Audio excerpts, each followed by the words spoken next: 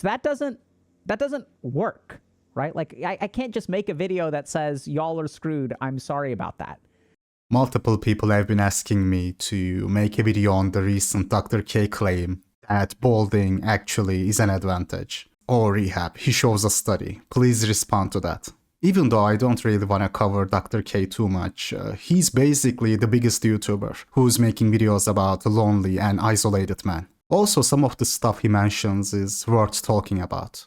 Guys, I am telling you this now. Dr. K knows what is going on and agrees with lookism and genetic determinism much more than he lets on. I wholeheartedly believe this. He's smart enough to understand what is going on. He just can't be honest. Honesty ain't gonna finance his lifestyle. So in his recent stream, he was talking about looks once again, right? Saying that balding can be an advantage. And there are some interesting moments there in that stream. He mentions a study. So let's hear what he has to say about being a balding manlet. Looking like myself, I also had to contend with my perception that women found me less attractive. He's reading a Reddit post about baldness.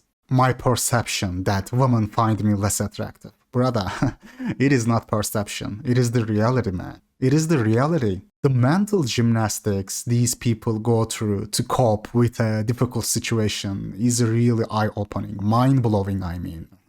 And of course, pros, professional gaslighters like Dr. K, who makes a living off of telling men, oh, it is in your head, brother. It is the perception. You see yourself as less attractive. In return, a woman will see you as less attractive. Of course, they are gonna frame it like that. I mean, what else do you expect? That is how they can charge you so much money. If you believe that it is a problem that you can fix in your head, of course. If you can stop that perception in your head, the reality won't be there.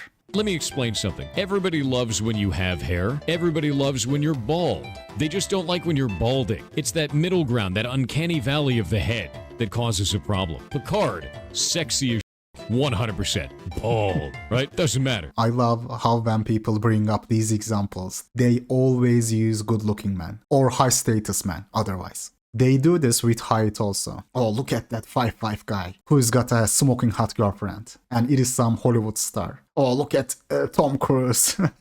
You don't really need to be that tall if you're important and rich. And when you walk in the room, you think when Mayweather walks in the room, people give a shit? That's Mayweather. No, he's 5'3" or something, isn't he? He's tiny. He's tiny. Yeah, people shut the up. That's right. David Bowie, hair, awesome, sexy as shit. It's just balding that's the issue. No one wants balding. They want bald or they want hair. Go either direction. Just don't sit in the middle. It's not good. Dude, like, no. Being bald is also a net negative. Not only balding, but also being bald. The reason balding decreases your attractiveness is not because balding looks worse than the bald. At least not only that. Yes, it does look worse, but it is also a sign of genetic inferiority in the eyes of women. By the way, I am not saying some people shouldn't shave off, because let's be real here, guys. In some cases, in severe Norwooding cases, it is indeed the case. Hair balding looks so bad that you are better off just shaving it. Okay.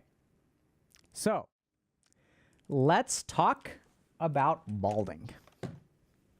So today, if you are struggling with balding, we're going to help you. We're going to help you by showing you a road forward. A road forward. Let me guess that road forward. Pay you $600 a month to get a pep talk from some unqualified Zoomer on Discord. Then try to convince ourselves that it is our perception that is the problem, that is causing the major problem. Then try to cope and compensate for it. Even though it is just our conception, not something real, we still gotta compensate for it, right? Did I get that roadmap right, Mr. Dr. K? So the first thing that I'm going to say is that I have been working on this for about 3 years. So for 3 years, every 6 months or so, I will sit down and I will look at all of the scientific literature about balding. I'll look for some kind of silver lining in the cloud. This is actually turning out even funnier than I hoped. Thank you to the viewers who recommended me to watch this. What do I always say, man? What do I always say? You can't stop a coper from coping. No matter what you do. No matter what you do. This is why I tell you, don't try to argue, oh, rehab, I will just show them the data. They will understand. Dude, people will look at that data or whatever you show them and still see what they wanna see. This guy just admitted spending 3 years to find something to gaslight his viewers with. 3 years to find something in the cloud. Let me tell you what happened. The dude researched, but came across nothing but the BP, looking for something, anything that he can twist and turn. Take another 3 years, brother. Take another 3 years. Because we know that balding is bad, right? So we know that men who go bald have it worse. So they're considered less physically attractive. Another big thing about balding is since it is a relatively uniform experience, it's so common, right? It's not so rare that people deserve sympathy. It's one of the few aspects of physical appearance that you are allowed to make fun of people for, right? So you can just make fun of people you can crack jokes about people being bald. There's no sympathy. You're the butt of jokes. In the realm of body positivity, like balding doesn't have a space. He says and acknowledges this, but conveniently ignores the effect of this treatment, because it goes back to that flawed Adlerian psychology thing. Instead of a cause and effect relationship that shapes people's personality, people like Dr. K believe that there is no trauma. It doesn't exist. The past doesn't shape who you are. But the truth is, the external circumstances and your past do shape who you are. He says all these things, acknowledges certain points, but then goes on to frame balding as something that can be an advantage. Oh, how you are treated doesn't shape who you are. Unfortunately, it does, my guy. So for 3 years, I've been looking at literature. And I've been trying to figure out, what can we do? And the science is very, very, disappointing. Oh, no. Oh. This is brutal, man. He tried to cope, but only succeeded in staring Mr. Norwood Reaper in the eye. Every study he turned to, he faced Mr. Reaper. Everywhere he looked, he saw Mr. Reaper's face. Brutal stuff, bro. Brutal. There's studies that study after study shows that if you're bald, basically there's going to be mental health impacts. There's this concept of pretty privilege, which is very real, right? So if you're considered physically attractive, it comes with all kinds of other advantages. Study after study after study. He saw straight BPs. But what did he do? Did he finally stop coping, or did he find some new ways to gaslight his victims? What action do you think he has taken? Let's find out. The world is objectively going to treat you worse. The world is not going to give you sympathy for treating you worse. So this is why I haven't made much content about being bald, because I haven't found an answer. Thank you. At least he's being honest here. Straight up admitting it. I didn't make a video on this, despite the fact that I have been looking at all the studies for the last 3 years. I didn't share any of those studies because it didn't fit my agenda. Sharing the information I found in all those studies didn't align with my personal interests and the lies I wanna push down your throat. The last 3 years, guys, he read every study under the sun about the effects of balding, but didn't talk about it, didn't make any videos about it. What did he do? He withheld the information he had and told his victims, oh bro, it is the perception you have. This perception you have about being bald is actually worse than being bald. I mean, I don't even know how his supporters can watch this and not come to the logical conclusion that, man, this dude has been just playing us all along. He has been lying to us for his own benefit. This is the logical conclusion that any triple-digit IQ individual would reach. But you can't stop a copper from copying. It goes back to that. So that doesn't work, right? I can't just make a video that says, y'all are screwed, I'm sorry about that. But I can. I can and I will. Someone has to be the one who doesn't charge men thousands of dollars once they have some followers. I can't do that because this is a personal project for me. It is personal. I ain't gotta charge people thousands of dollars. You, of course, can't do that. You spent 3 years, dude. 3 freaking years. Study after study after study. Did you share all those findings on looks on hair? Spent 3 years, man. At this point, he probably knows about the Mr. Reaper, the science of Mr. Reaper, more than I do. How did he put it? Science is disappointing. He spent 3 years researching, but there was nothing he could find to gaslight his victims with. So for 3 years, I've been looking at literature. And I've been trying to figure out, what can we do? And the science is very, very, disappointing. So this is why I haven't made much content about being bald, because I haven't found an answer. So that doesn't work, right? Like I can't just make a video that says y'all are screwed. I'm sorry about that. Thank you. And see, now we made If I'm headway. being real, then Thank yes, you can you. say I'm scared. Thank you. Well, And then there's this flip side that's kind of like, and this is true, so we're going to talk a little bit about this. So the real challenge with being bald is not just that other people treat you differently. The real challenge with being bald is that you treat yourself differently. And here we go. The coping starts. I was genuinely surprised. I was like, what the hell? He has been brutalizing his own victims. Now the coping part begins. Look how he started to frame the entire thing as the real challenge of being bald isn't how you are treated by other people, but how you treat yourself differently. Comedy, bro. So the dude researched to see if he could find anything. When he couldn't find anything, what did he do? This doesn't work for me. Keeping it real doesn't work for me. He decided to frame it as, oh, the real harm is in your head. You decided to see yourself that way. Brother, how we treat ourselves is often a reflection of how we are seen and treated by other people. It is not an independent variable. This is the mistake you make. Your self-confidence has to have a real foundation. A concrete, real foundation for it to be real. Self-esteem and confidence aren't some independent variable. They are the dependent variables of this model. You lose confidence. You feel that a part of your life is lost. And then this becomes a self-fulfilling prophecy because now you have low self-esteem and you're bald. Guys, let me tell you something. Having low self-confidence is a good thing, depending on the circumstances. When you don't have the credentials, it is actually better, more beneficial for you than having high self-confidence when you can't back up that self-confidence. Simple as that. You will only make a clown out of yourself having high self-confidence when you shouldn't. You will only succeed in annoying people if you are ugly and confident. People will think you are acting or you are cocky. I mean, people always say, dude, you gotta take a chance. Or rehab, just rizz up some baddies, bro. You gotta rizz up some baddies. No, you shouldn't rizz up baddies if you ain't got the looks. No, you shouldn't have high self-confidence with women.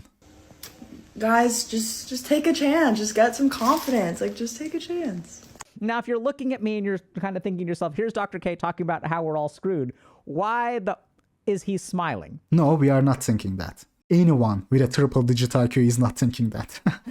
We know how you are gonna frame it to charge ugly man $600 a month to be in a Discord call with some college student. What are you talking about, bro? More desperate ugly men thinking you can fix them, more money for you. We know why you are smiling. Anyone with a triple-digit IQ is not thinking that. It's because for the first time in 3 years, I have found something that blew my mind and that gives me hope. Let's see what it is. This is the only study he could find in 3 years, by the way. Conveniently didn't share all the rest though, but okay, whatever. But in reality, we see that there are these mythical creatures out there, these bald men that seem to have confidence, that seem to have relationships. But blue pillars would say, hey, I know some guys who have a really attractive Stacy, a really attractive girl, and he is bald. But there are outliers, and you can't compare your boldness with, for example, The Rock, Dwayne Johnson, or Jason Statham. And so, how is this possible?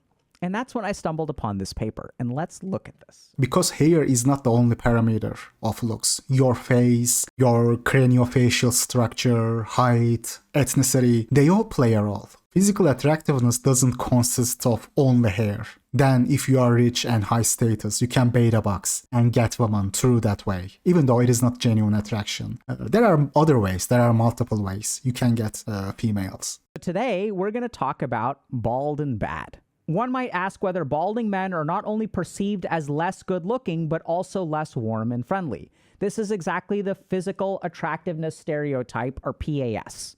So the first thing that we're acknowledging is that if you're physically attractive, then chances are that people will think you are more competent in other ways. This is called pretty privilege, and there's a lot of good data to support this. Good data, yes. And not only that, the data that doesn't suffer from the Hawthorne effect. When you shove a camera in people's faces and go, let's see if you are a bad person, let's see if you judge people based on their hair. This is a study for judging bald men. Bro, of course. Big difference between what women will say to your face and what they act and behave like in real life. Women will justify anything, bro.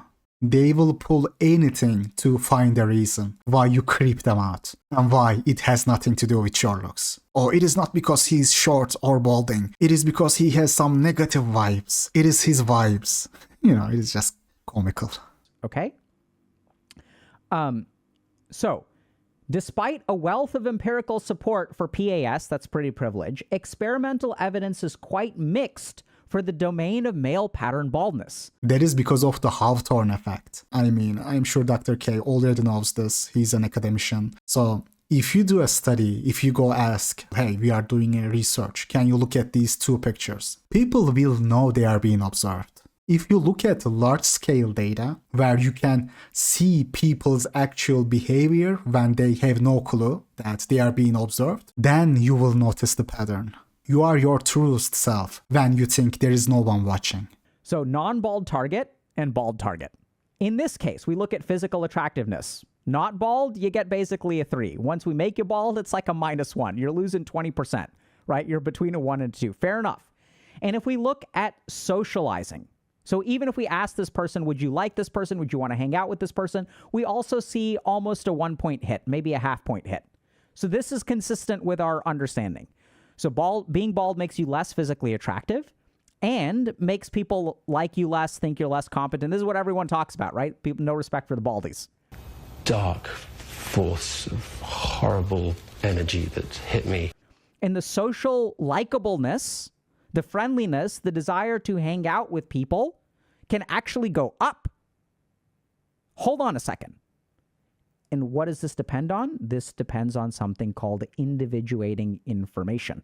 By the way, individuating information is basically assigning personality traits to subjects. Like you put friendly and outgoing on both subjects when you present them to the participants. The problem is, one, halo effect. In real life situations, this is different. People will assume stuff before a bald, manlet guy can even open his mouth. It is easy to assume some black and white, computer-generated images friendly, or someone you would be friends with, because you are being interviewed. In real life, women will make up some excuse regarding why the bald dude has a bad personality. These people, 100-something female participants in the study, know that they are being observed, so they are more likely to give socially acceptable answers. What do you expect, bro? Of course they are not going to say, oh yeah, I won't give the bald guy a chance.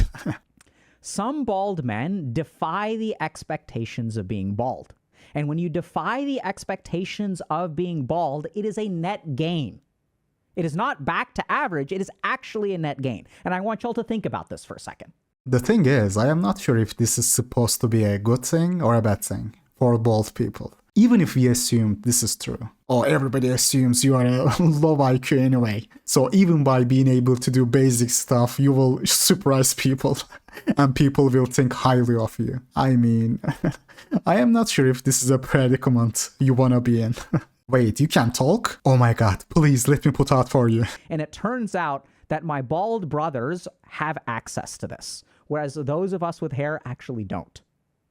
Because there are no expectations to defy, right? So when we have a negative stereotype, if you defy that stereotype, you actually end up with a net positive. This is what this study shows us. This is next level coping, man. I mean, yeah, dude, it is good to walk around everywhere with negative stereotypes labeled on your head, where your hair is supposed to be. Because it will be easier to exceed the expectations. This is next level coping. People have low expectations for children as well. If I am a bald dude watching this Dr. K stream, I will become even more depressed. You know, it is a good thing, dude. People will think lovely of you. Even if you open your mouth and you are able to string 2 words together and form a sentence, they will think highly of you. Oh, man. Dr. K is brutalizing his victims. Brutalizing, bro. So now we get to the real problem of baldness. And now we also understand what to do if you're bald. Defy Expectations. No expectations for your face, man. Real life is different than shoving a camera in people's faces and asking them questions. Gaining ground, like the term gaining ground really doesn't mean what he thinks it does. Yes, sure, maybe you can exceed those non-existent expectations. I mean, this is something I have personally experienced my entire life as a sub-5 man. Underestimated my whole life. People always underestimate your abilities as a sub-5 man. And then they are like, wow, you are quite good at this. Wait, you can do that? People indeed set such low standards for you if you are a sub-5 male. That part is true. It will be relatively easier to exceed those non-existent expectations. But then Dr. K jumps to the conclusion that this gives you an upper hand over more attractive people. That part is the cop. It still didn't get me a girlfriend, it still didn't make me the popular kid at school, it still didn't get me promotions over more attractive people at work. Like, he has seen this study, when we assign personality traits, the social attractiveness increases, based on responses of 100 observed participants, and thinks being bold somehow gives men a leg up if they can have the right mindset. He isn't using the data, unbiased, accurate data, to interpret his opinions. He uses his opinions to interpret the data he sees. That is why he didn't mention the other studies he came across in the last 3 years. That is why, bro. So, no. It doesn't give you a leg up. It is still something that you have to offset, something you have to compensate for. I agree that you shouldn't make being bald or being short your identity, but you gotta be realistic about its effect on your life. Again, I believe Dr. K knows much more than he lets on. If I am sitting with him drinking beer, right, having a chat one-on-one, he would probably be like, Rehab, bro, I went to India, man, because I was running out of cops in the West. I decided to be an MTAV monk because I was losing my mind, man. But, Rehab, even the monk told me, hey man, it is over, we are coping here, you go back to United States and become rich. Rehab, this is the only thing for me, man. I have to money max. Money maxing is the only thing I have got left. I agree with your videos, Rehab, but I need the money, man. I honestly believe that this would be the conversation between us, if we are sitting, having drinks and stuff. At least let me buy you a drink. Yeah, sure. Anybody can buy me a drink. Dr. K knows, I am telling you, man, knows much more than he lets on. Now, you may say, but Dr. K, this is so hard because everyone has such strong expectations of bald people, right? Everyone misjudges bald people. Everyone thinks not only are we physically unattractive, but we're pathetic. The stronger the expectations are, the easier it is for you to defy them. The more that people dislike bald people, the more ground you can actually make up. Does that make sense? Dude, just stop. Stop coping. It is a net negative, no matter how you try to work it out. Just say, hey man, yeah, it sucks. If you can fix it, but if you can't, you gotta learn to live with it. That is what you gotta say. That is what I tell my viewers. I am not selling fake positivity. Oh, it can be a good thing, because it is easier to defy the expectations. Such a pitiful cop, bro. In real life, you won't even have the chance to defy that expectation in the first place. People will just exclude you from stuff. If you are bald, short, and ugly, you won't even have the chance. This is premium cop from Dr. K. So if you get physically in shape, if you become professionally successful, if you work on your confidence and your insecurity, you will actually pick up ground. Because what's going to happen is that same stereotype that is working against you when you were bald is now something that you're defying. Yes, you can do those things, despite the fact that it is going to be harder for you. But yes, you can work on your career, you can get money, you can, work on your depression. I am not against those. You should do those. But to suggest that you are going to gain ground is plain and simple not true. Disingenuous. You can't defy your way out of this, bro. Oh, you are going to defy, bro? No. No. A fully haired version of the same man will be ahead of the bald version of him, no matter how much expectations you defy. This goes for every aspect of life. This is true career-wise, this is true for dating life, social circle-wise, anything and everything. But this is not to suggest he shouldn't try to fix his hair, or try to compensate for it. Compensate by other aspects of his looks, right? But you can't say this is an advantage. Dr. K is just feeding copium to his viewers. But if you are bald, there are some things you can control and there are some things that you cannot control.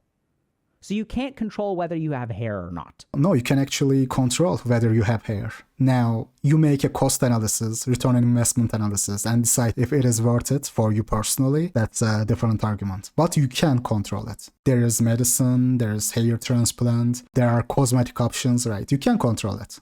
You can't control someone's original judgment of you, right? The impression that they form of you within the first 5 seconds of seeing your face, you cannot control that. Partly you can control that too, through looks maxing. But yeah, I see his point. If you are, let's say, 2 out of 10, you will need some very serious looks maxing. Maybe you'll have to accept that you are never gonna be that guy, you know? But what you can control is everything afterward. The unfortunate reality is that 5 seconds, first 5 seconds, that first impression and looks hold more importance than he gives credit for. It often locks people in a negative feedback loop. Sure, you can work on your career, you can do plenty of other stuff, but still, looks. We tend to think that since all of this judgment is true, there is no point in working on this. Or we think to ourselves, even if I work really hard on this, even if I put in a 10 out of 10 effort, the best I'm going to get is an 8 out of 10 yield because I am bald, because I can never escape this kind of thing. This is defeatist thinking. No, this is realist thinking. That doesn't mean you shouldn't go for 8 out of 10 yield. Yes, you have to put 10 out of 10 effort to get 8 out of 10 yield as a bald man. But that is how life is, man. That is how life is. If you are bald or ugly or short, don't do anything with your life. Never try to do something else. Never try to looks max. That has never been my message on this channel. But you gotta acknowledge certain facts, man. I wouldn't call that a negative mindset or a defeatist mentality. To get 8 out of 10 yield, you gotta put in 10 out of 10 effort as a balding or short man. That is the reality of life. I agree with the first part of his sentence. Guys, change what you can change. There's actually a good line about this. This is a Protestant prayer. God, give me the serenity to accept the things I cannot change, the courage to change the things I can, and wisdom to know the difference. That's a good line. Sometimes you gotta acknowledge that there is nothing much you can do, and it is what it is. The problems that we face in our mind, the mistakes that we make, what really determines our future is not the reality of the world. What determines our future is the way that we interpret the reality of the world and the way that we choose to live in this world. This is a signature Adlerian point of view. I will talk more about this in my video on Adlerian psychology. The idea that there is no such a thing as trauma. The past, your experiences doesn't determine anything. There's only what you make out of those experiences. Or what determines the future is not the reality, but how we interpret the reality. We are responsible for who we are. We are in charge of our destiny because the trauma doesn't exist. That kind of psychological school of thought that also has a lot of similarities with the Hindu philosophy. So no wonder Dr. K adopted it. It turns out that since people expect so little of us, it is easy to defy expectations. It is easy to impress people. He spent 3 years on this, by the way, just to frame it like this. Oh well, since everybody will think so lovely of you, it will be easier to defy expectations and gain ground. 3 years of work. Do y'all get that? Impressing is not about meeting expectations. It's about exceeding expectations.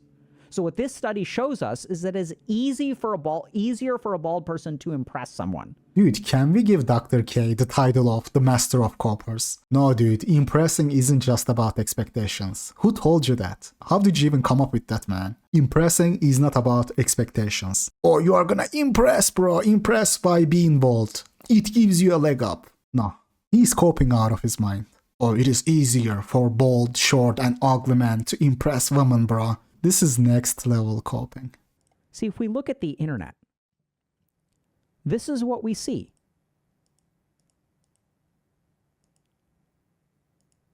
What we don't see is the people who have successfully managed relationships while being short.